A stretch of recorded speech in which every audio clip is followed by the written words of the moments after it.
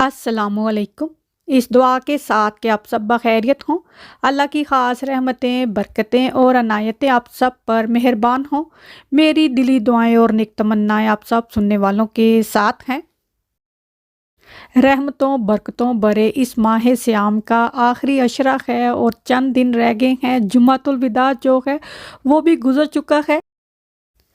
कहा गया है कि रमज़ान के आखिरी अशरे की ताक रातों में लैलतुल क़द्र को तलाश किया जाए और उन रातों में ख़ास इबादत की जाए, उसका बड़ा ही सवाब है। तो यकीन जानिए हम आगे पीछे जितनी मर्ज़ी इबादत कर लें, लेकिन जो उस रात की इबादत है उसका एक अपना ही सुरूर है, उसकी एक अपनी ही तस्कीन है। 30 दिनों से हम एक रूटीन में चल रहे हैं और जहाँ हमारा खाना-पीना महदूद है, वहाँ पर हमारी इबादत की जो प्रैक्टिस हुई है, रिलीजियस प्रैक्टिस जो हुई है, वो बहुत ही अच्छी हुई है। शायद हम बाकी दिनों में उस तरह टू बी ऑनेस्ट शायद हम नहीं उस तरह से इबादत कर पाते। बहरहाल हम इबादत करते तो हैं, लेकिन जो इस रमज़ान के महीने की इबादत है, इसमें सवाब के दर्जात भी बुलंद हैं और जो तस्कीन और सुरूर है, वो बहुत ही ज़्यादा है। तो ये एक बहुत ही अच्छी हमारी प्रैक्टिस हुई है। तो हमें चाहिए कि अब हमें रमज़ान के बाद असल हमारी प्रैक्टिस शुरू होगी कि हमें अपनी इस रूटीन को लेकर चलना चाहिए।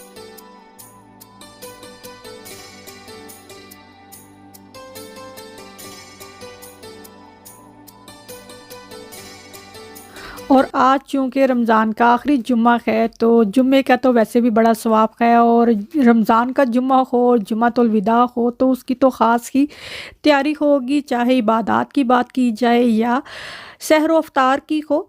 तो आज इफ्तारी में हम फ्रूट ट्रायफ़ल बना रहे हैं। ईमान ही बल्कि बना रही है। तो इसके लिए कस्टर्ड बना रहे हैं।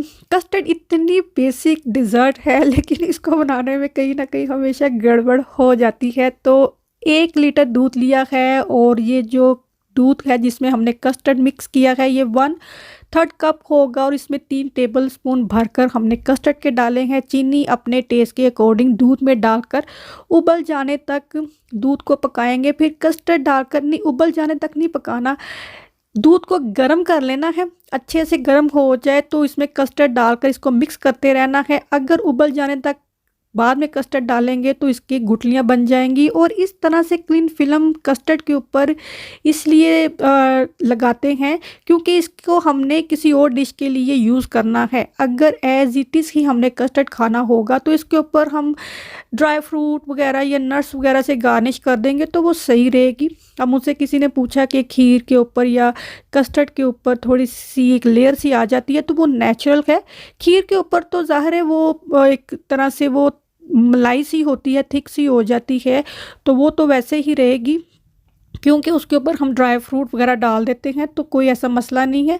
लेकिन अभी देखिए कस्टर्ड मैंने फ्रूट ट्रायफ़ल के लिए बना रही हूँ, तो इसको मैं क्लीन फिल्म से रैप करके फ्रिज में रख दूँगी। फिर आपने देखा मैंने जेली बनाई है, बल्कि ईमान ने बनाई है और ये बड़े से हमने ग्लास लिए हैं, इनमें काट कर थोड़ी सी स्ट्रॉबेरीज डाली हैं। अपनी मर्ज़ी से 2-2 3-3 डाल दें और फिर जो जेली तैयार की थी वो इसमें डालकर इसको हमने फ्रिज में रख दिया है।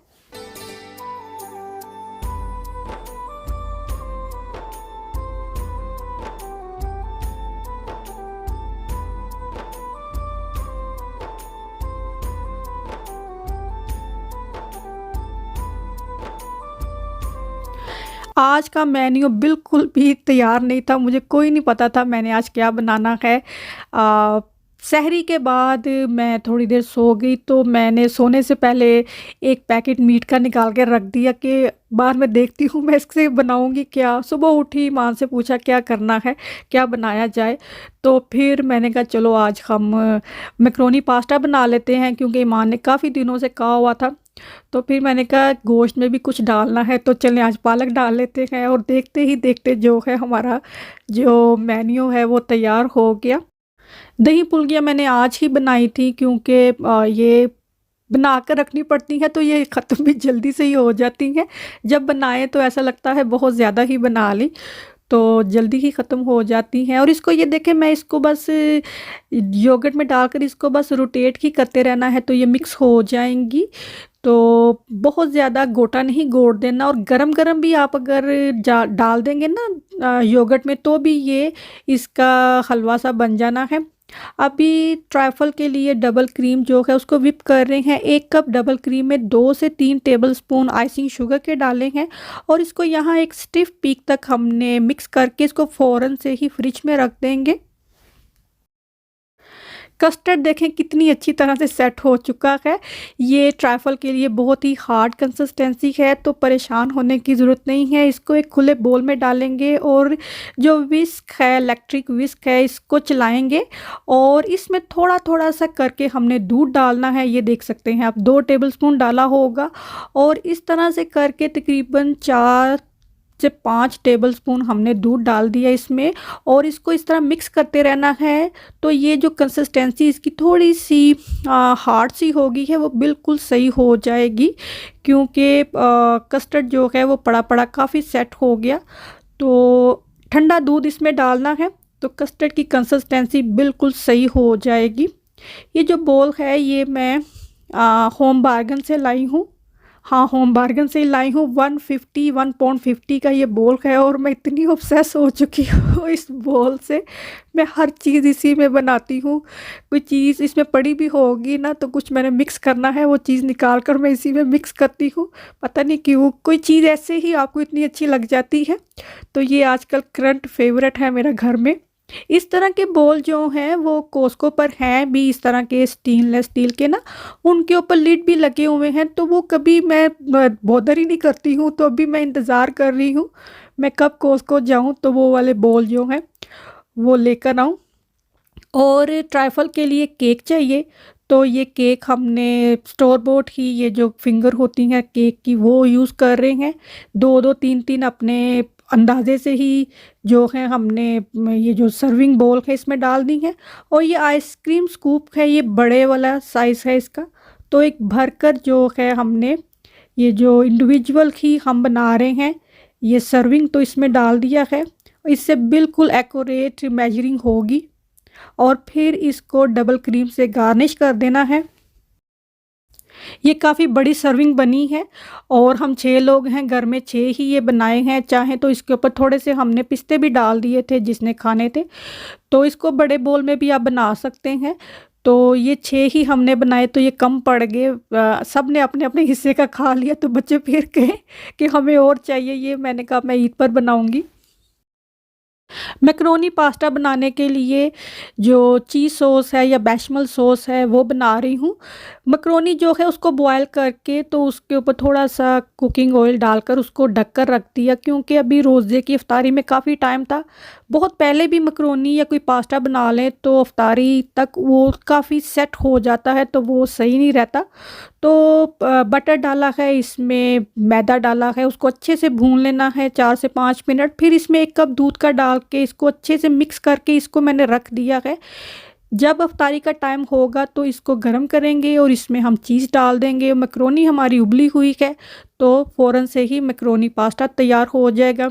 यहाँ पर ये मैडम मुँह फुलाए अपने लिए पास्ता बना रही है।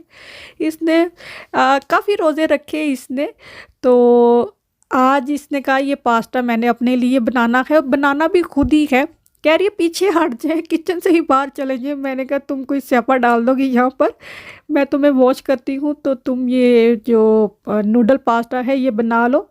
और इसकी भी मैंने प्रिपरेशन जो है, नूडल वो देख रहे हैं 7 उबल रहे हैं, और इसकी तैयारी करके मैंने रख दिया। सिर्फ पास्ता और नूडल डालकर मिक्स करने तक का स्टेप रहने दिया, बाकी सारी तैयारी जो है वो पहले करके रख दें।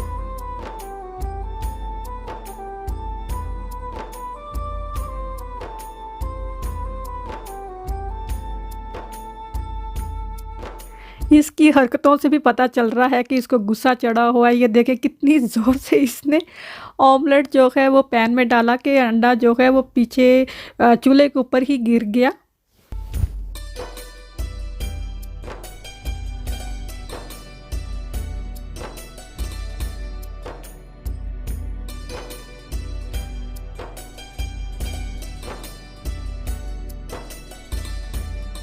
मिक्स वेजिटेबल में पास्ता सॉस डाली, जब वो अच्छे से पक गई उसको ढककर पकाना है। तो फिर जो एग हैं वो इसमें डालकर इसको मिक्स करके मैंने रख दिया है। नूडल जो हैं वो भी बॉयल हो गई हैं।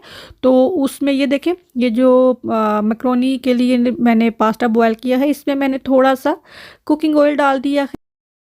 कुकिंग ऑयल डालकर इसको अच्छे से मिक्स कर देना है और इनको ढक कर रखना है, खुला नहीं छोड़ना, वरना ये बहुत ज़्यादा हार्ड सी हो जाती है, एक दूसरे के साथ चिपक जाएंगी तो वो सही नहीं है।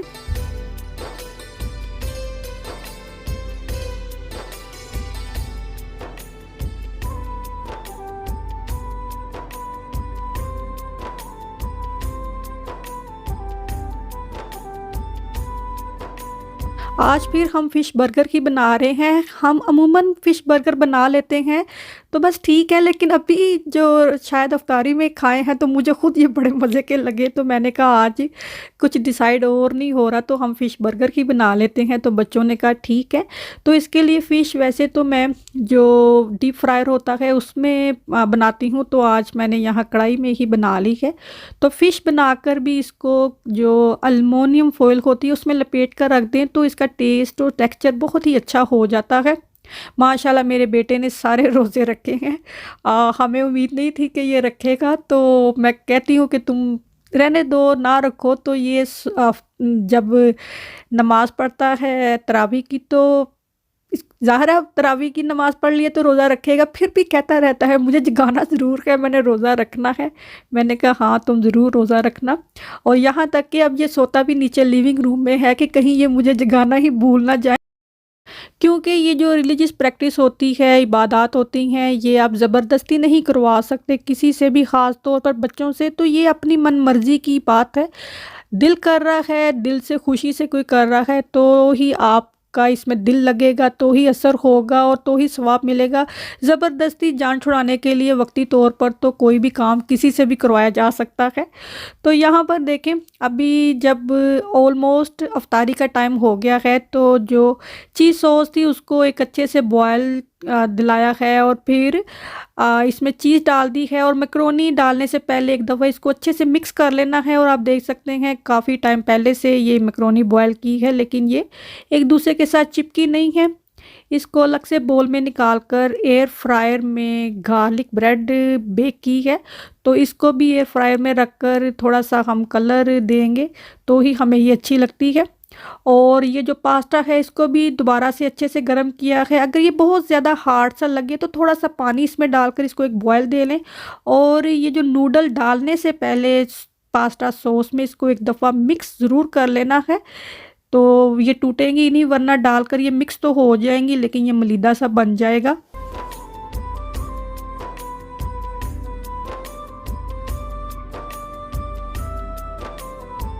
और मेरे बेटे को ये चीज़ के साथ पास्ता अच्छा नहीं लगता, बाकी सबको चीज़ के साथ ही अच्छा लगता है। तो एक साइड पर चीज़ डाली है और ये मैक्रोनी हमें इस तरह अच्छी लगती है। इसको ये पकी हुई है, बस थोड़ा सा चीज़ को ही कलर लाना है। तो 2-4 मिनट इसको ओवन में या एयर फ्रायर में गर्म कर लें।